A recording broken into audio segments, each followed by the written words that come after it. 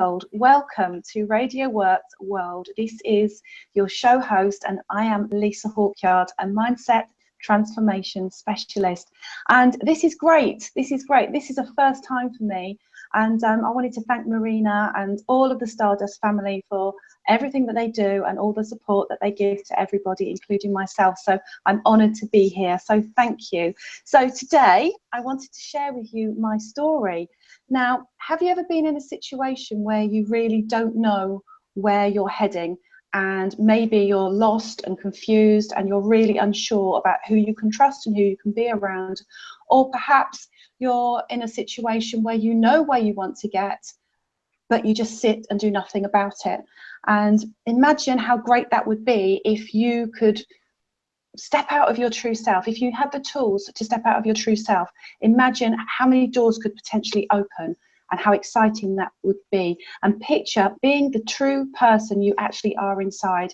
And that's what I want to tell you about, because my story started many, many years ago where I really didn't have a lot of self-confidence. Now, if you'd been with me back, oh my goodness, 16, 17, 18 years, my story was completely different, or I was completely different to the person I am now. And the reason I'm wanting to share my story is to just give just one person who might be watching this some hope that, you know what, inside you is an amazing power, the most incredible person that you are. And sometimes you don't even realize it, even in your own body, you don't even realize it. So come with me back to many, many years ago. Let's go back to 2001, and I was in a marriage that wasn't very happy. I was pregnant with my son. I had a little girl, and I remember not knowing actually what was going to happen, where I was going to go and what I was going to do. But all I knew is that I wanted to instill in my children to be the best versions of themselves, to be the best people they could be. And at that time, I actually put my children before myself. I now know that, you know what, if the parents are okay, then the children are okay. But at that point, that was the way that I chose to survive. So I'm in a situation where each day I literally woke up for my children. And they are everything to me, and every parent will probably feel the same as I'm saying now. They mean everything to me. So with that situation, I knew I had to move forward, and from that, come with me to my rented house, the mouldy bathroom, the benefits, the uncertainty again, that having to go back to work and taking my children with me, because one thing I refused to do was to leave my children. I would not leave my children, despite the breakup of my marriage. I refused to leave them, so they came with me. And I was a nursery nurse. I was in childcare. I'd been a nanny for many years. So for me, I didn't want to leave my children. They came with me. And you know what? In that time, that really bonded us. It was incredible. We had a really strong bond. And the people that I met around that time were so caring and so kind, and they're still some of my best friends to this day. So moving forward from there, I moved into a house, rented accommodation. It was further away from where I'd been before, but it was my fresh start. And I was so proud of that house. It was through benefits, and I thank the government for helping me through that, because you know what, if it hadn't been for that, I wouldn't have actually survived at that time. I worked many, many jobs. I had 9 jobs at one point, and a cleaning round. And it was in those times, and it sounds really strange, in those times where I was actually cleaning people's toilets. Don't get me wrong, I respect anyone who has a cleaning job, because without you guys, you know what, we'd be doing an awful lot more work. But it was in those times that I had my most profound moments. I went from feeling upset that that's where I was. There's nothing wrong with doing that, but in that moment, that's how I felt. And then also thinking, okay, so how am I going to move forward from this? What am I going to do? This isn't just what my life is going to be. What else can I do? So from there, I heard somebody say, do what you love. Always do a job that you love, then it doesn't feel like work. So come forward with me to 2005. I'm sitting in a car park, in a test centre car park, with an examiner next to me. And from that moment, I was there. He's like, Lisa, do you really want to do this? I was like, yes, I really want to do this. So what I was doing was I was taking my instructing exams to become a driving instructor. It had taken 2 years of hard slog, of hard work, of evenings once the children have gone to bed, of studying, of during the day paying for driving lessons to retrain myself to be a driving instructor. In that moment where he was like, Lisa, do you want to do this? I was like, you know what, if I do this, I can start to change the life for me and for my children. I can work the hours that suit me around my children. And that was my stepping stone. Okay. It scared the life out of me. So I'm in the test center, and then I'm going out on the road and I'm doing the sessions with the guy. It was scary. It was the most scary thing I've ever done. Have you ever been in that situation where you're scared to do something? A little bit like me coming on here today. It was like, oh, I'm scared, but you know what? Now I'm doing it. It's okay. And I was in that situation. I had to step over that boundary, over that invisible line that we all have to step over at some point. But I did it. I passed, and it felt great. And from that moment, I became a qualified driving instructor. But I just needed that man to tell me that I had passed, to know that I could do it. And that's something, a message that I like to give to people as well. I believe in you. And every now and then we need somebody just to take that step with us, to step over that imaginary line, to believe in us. And that's happened many times on my journey. And that was the first one where I really knew that I was destined and I could do something other than literally just do cleaning. Okay. So I opened my driving school. I taught many hundreds of young people. Some of them actually are now my clients as a mindset specialist. So with that, I realized that I was using the tool to teach people about driving, but I also found I was creating an inner confidence in these people, and I loved it. I got much more of a kick out of helping these people pass their test but change their lives. That again, I realized there was something else for me, that this tool had helped me find my way. And quite often, any clients that might be watching this that know me, I often refer to driving as in the road, because it's so familiar to me. You can liken so many things in life to a journey, which is obviously what we do in a car. So from there, I was carrying on teaching. And then something I haven't mentioned, when I was younger, I was diagnosed with idiopathic scoliosis, which is severe curvature of the spine. So come with me now to 2012. I'm in a hospital bed, this time waking up in absolute agony, so much pain, it was just unreal. I can't actually express how much pain I was in. I've never felt that since, and it was awful. However, I was awake. Now, the nurse that put her hand on my shoulder was reassuring me that I was awake, because leading up to this operation, I'd been in a great deal of pain, and I was told I may not actually be out of a wheelchair. I may be in a wheelchair by the time I was 60 if I didn't have this surgery. And I tried not to dwell on it, but the fear was there. It was very real that my back was really causing me severe problems, and also with my breathing, my lung was becoming squashed. Driving around in a car all day, teaching people to drive, as much as I loved it, was causing an impact on my back. So here I was back in this room, waking up, thinking, thank goodness I'm awake, and wiggling my toes, and I knew my legs were working, because there was a chance that I might not be able to walk. And it was at that point I decided that, again, something is in me to move my life forward. And I didn't quite know what I was destined for, but I knew that I was destined for something more than teaching in the car. Anyone who's heard me speak will know that I use the analogy that I have a spine made of steel. Because I've now got that, literally a spine made of steel, it's given me that inner strength, that inner confidence, something that I didn't have before. You know, I was always the quiet one. I always felt everybody was better than me. This is just something that happened through my life.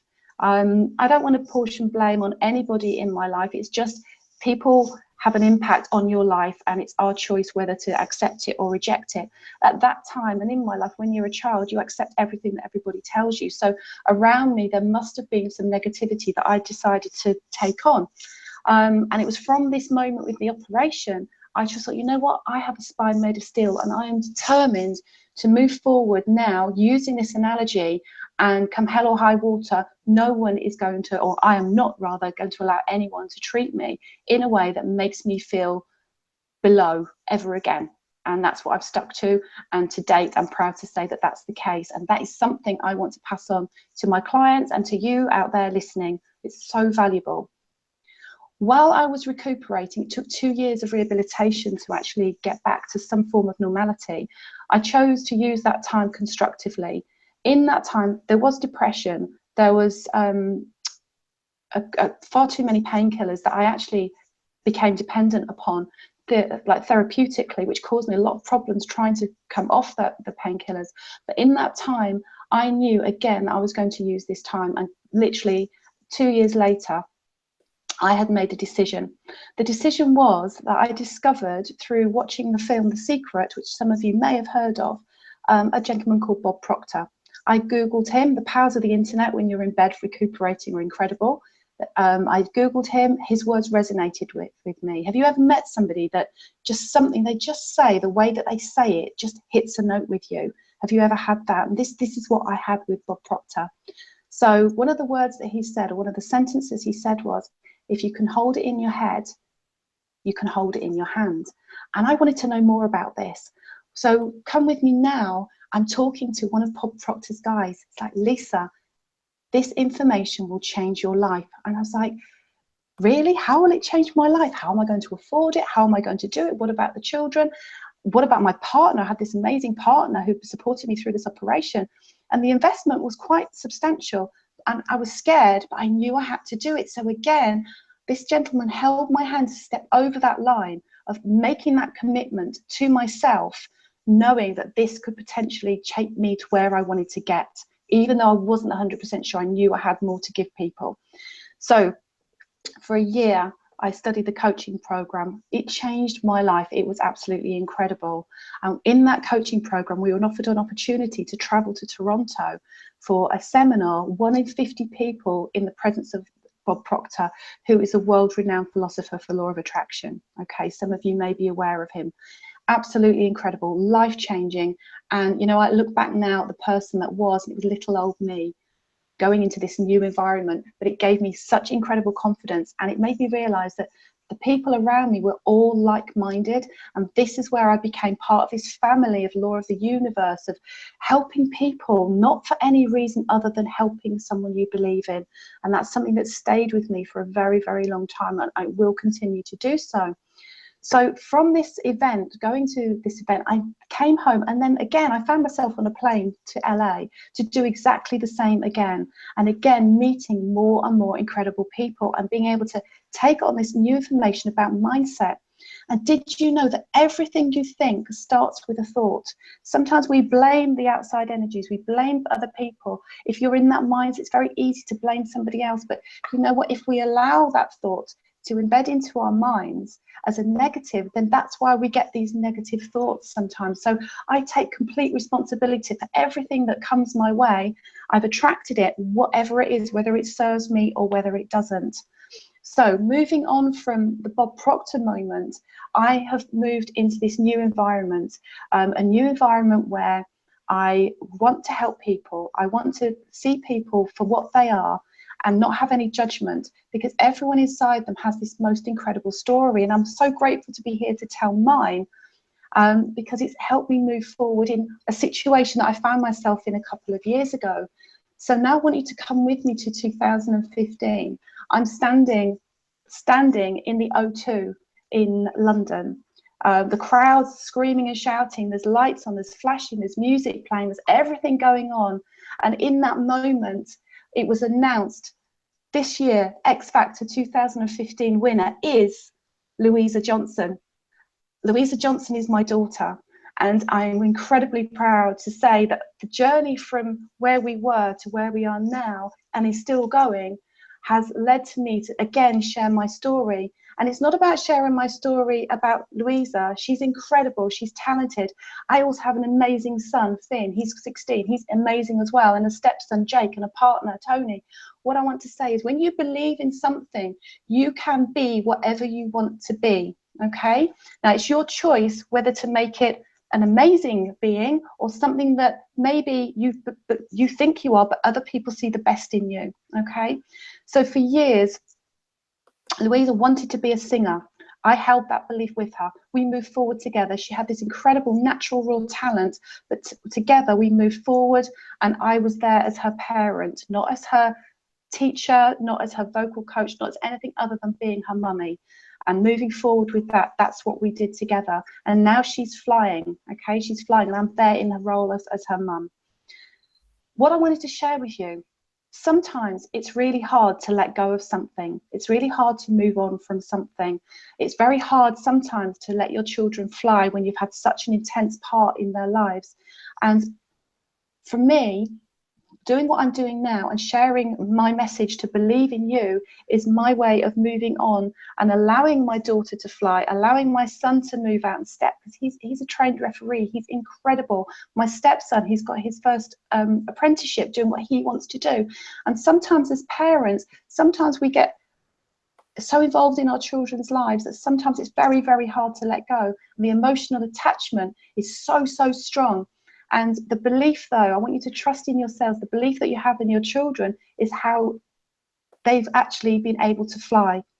Sometimes we actually, what I actually believe is we have the children to come into our lives, to nurture them and cherish them, to ground them, and to then let them go again and give them that being that they can be the most incredible human beings that they can. And that's where I am in today. And with that knowledge, and the knowledge I've learned from my studying, from the knowledge I've learned from all these incredible people around me, especially since Christmas, I've met the most amazing people because I've been wanting to, I've been attracting it, and we've all manifested, and we've all moved together, and the right people come into your life at exactly the right time. So my message is, I would love to come into your lives to help you at the right time, to be with you, to guide you, to trust it, let you know that you can trust yourselves, to grow with you, to encourage you, to instill in you that you are magical. There is that power within you, and as Marina says, you are stardust. Everybody has a sprinkling of something that, even if they don't know it yet, it is there for them to guide them. Marina, over to you. Wow. It will be hard to add anything. I just wanted to ask a couple of questions that are coming into my inbox right now. So Yeah. how it feels to be the mother of a celebrity like your daughter? First of all, there's two ways of looking at it. If I allowed myself, it could be very, very overwhelming. There's been some amazing emotions. There's been overwhelm, there's been excitement, there's been just pure pride, like glowing pride of all my children, but also of Louisa. Knowing that she's safe is a priority for me, and she has the most incredible team around her. She's but for me, it's just knowing in myself. I say a prayer for her every day, as I do for all the children. I always just trust that she's safe and happy. And for me, yes, I have my moments. It's like I try and put it into perspective of, at some point every child is going to leave home, and for me, the age that she was, I looked at it as, you know what, potentially she could have been going to university or college. So I try and put it in perspective, because, you know, I'm a big believer in what you give energy to grows. So if you give energy to something that's not going to serve you, it becomes into a big dramatic situation. So I try and keep it very, very level-headed. But the main thing is absolute pride, and just knowing that she's got an amazing opportunity and she has to take it. She has to take it, and she's doing a brilliant job at it. That's a good question. Thank you for whoever asked that. So I remember we shared a couple of moments when your daughter came back from stage, and I don't know if you want to share that, but if you want, I'm sure our listeners will understand better how it feels to be congruent with your passion, how it feels to become your passion. When after the show, it was very overwhelming. It felt like a dream. It really, really felt like a dream. And for me, I was kind of distant, very emotional. I cried, I laughed. It was bizarre. It's very, very surreal situation. And then as things started to settle, and you know, things started to get in balance, which actually took quite a long time. For me, I knew then that, you know, I could cling to what was, or I could move forward and actually share this with other people. So the way that I've dealt with it and chosen to go is by sharing my passion of belief in someone to move forward. And that's it. Is that answering the question? I don't know if I've gone off task a little bit. Does that make sense? Total sense. And how do you feel when you speak on stage? Oh my goodness. Right, I'm going to share something with you. I don't know if you have a vision board, or anyone out there has a vision board. I have a vision board, and on my vision board, I wanted to be a speaker, but I was scared. When I was younger, I was always on the stage reciting poetry. I loved it, and I really, really enjoyed that moment. And there was something in me thought, I want to do that one day, but it kind of got lost in life. So on my vision board, I have a picture of a microphone in up close, and then just people kind of in the peripheral. And when I went to LA just a few weeks ago, actually, I was gifted a trip over there to another Bob Proctor event, and I have the honour of knowing that Bob Proctor knows me, he recognises me, he talks to me. I'm so blessed with that. And I didn't know it, but in that moment, he actually called me up on to talk, just to stand up. He was asking me about some of the courses that I'd done with him. And then we got onto other situations, and we were talking in general. And I was talking about my experience, similar to now, of the X Factor experience and what I do now. And in that moment, I lost myself, and I was just talking fluidly, passionately. And as it finished, I remember him looking at me with the greatest pride that anyone has ever given me, because he knew me 2 years ago as well, a different person. And in that moment, I looked at the microphone, and it was the exact replica of my picture on the vision board. It was like the microphone in firm focus, and then the peripheral vision of everybody there. And in that exact moment, I was like, wow, this is the feeling, because I didn't feel scared. I didn't feel nervous when I was in flow. And that's how I know it's the right thing for me to do. So I love it. We both know that the magic happens on stage, where you are in front of total strangers, and yet you discover yourself. Yeah. What is your key message for today? The key message for today is, if you have just that little desire, just that little inkling, that desire to step out of yourself, and you feel you have a message, it's valuable to the world. Maybe there are people that have heard your story before that have not given you the attention it deserves. But, you know, if you have just the tiniest little seed, if you filter it and water it with the right people, the right environment, and the people that believe in you, then that message will grow. And for me, I've been given so many opportunities to step out and speak with people nurturing me and encouraging me. And from that, I've grown. So if you've got that little message, just share it, because you never know whose lives you might touch in that one small moment. Even 2 sentences could change the right person's life. So I would just say, just share your message, and just trust the people around you are going to guide you and be with you, as they have done with me. Wow. You know, you made me think that it's an old quote, everybody knows it. I can't help it, I have to share it. Attitude is a thing that makes a big difference.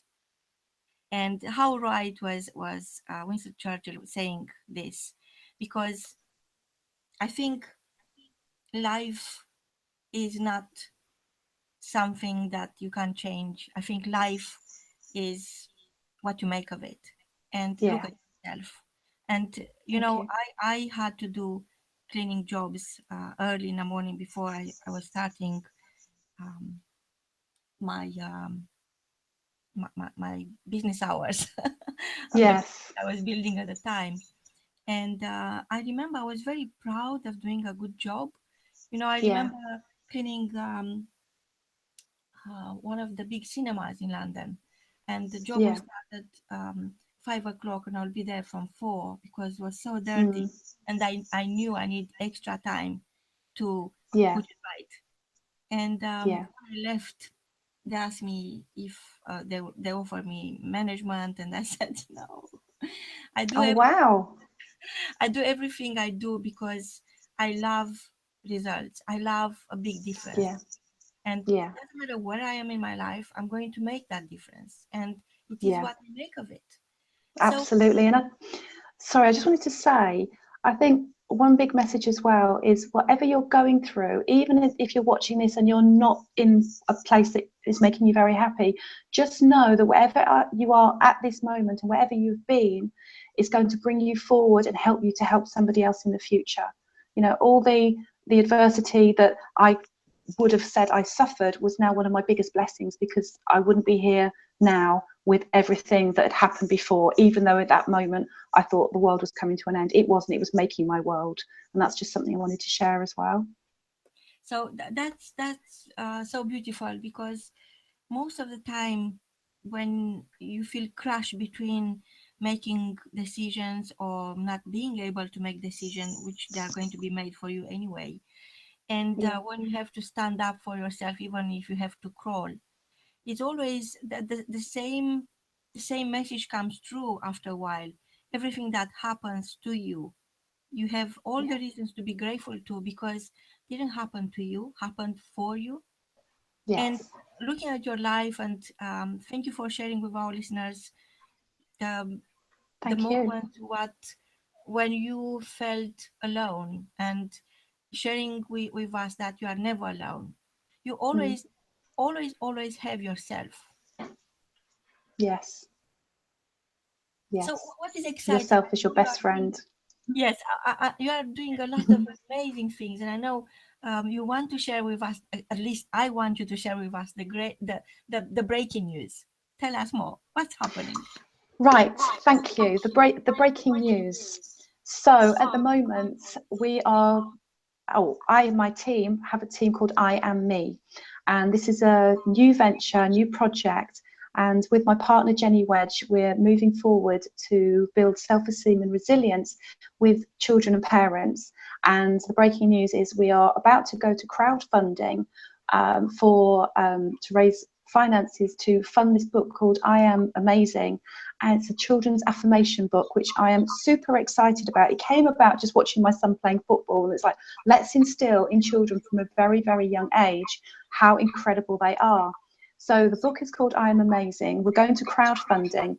And if I could ask everybody to follow a link, would be incredible. And it's www.i-am.me.uk. That's www.i-am.me.uk. And if they could please register their interest in this, and we will get back to them. But we have an opportunity to raise just 5,000 email addresses, and Indiegogo, which is an incredible platform, will not only help us move forward, but they will support us and back us. And we want this message to reach the world, for every single child to have that self-belief, to build resilience and self-esteem, and to know that they are blessed and the best that they can possibly be. And by doing this, we can start a new movement of children young knowing their value, rather than waiting till I did, getting to an age where suddenly you question everything. But self-belief starts at grassroots. So www.i-am.me.uk would be amazing. Wow, thank you so much, Lisa, and hopefully you will come back. I'd love to. Each week and share with us more stories. Invite amazing people who are making the difference. Invite amazing people who want to make the difference, because sharing your stardust is a moral duty. From both of us, until next time, is goodbye. Thank you. Goodbye.